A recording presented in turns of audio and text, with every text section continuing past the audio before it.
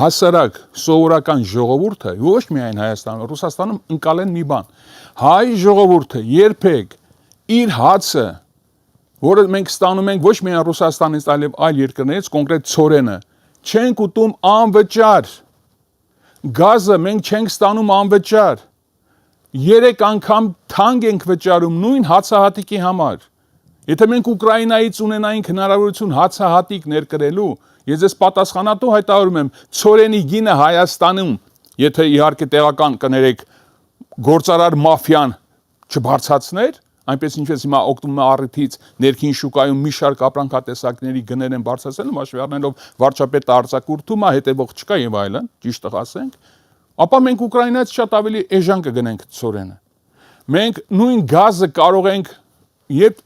Պարսկաստանից գնել ավելի էժան եւ Թուրքմենիայից ավելի էժան։ Այստեղ խնդիրը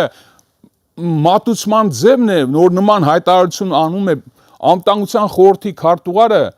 մանիպուլատիվ ձևով ցույց տալով կամ հասկացնելով, թե հայ ժողովուրդը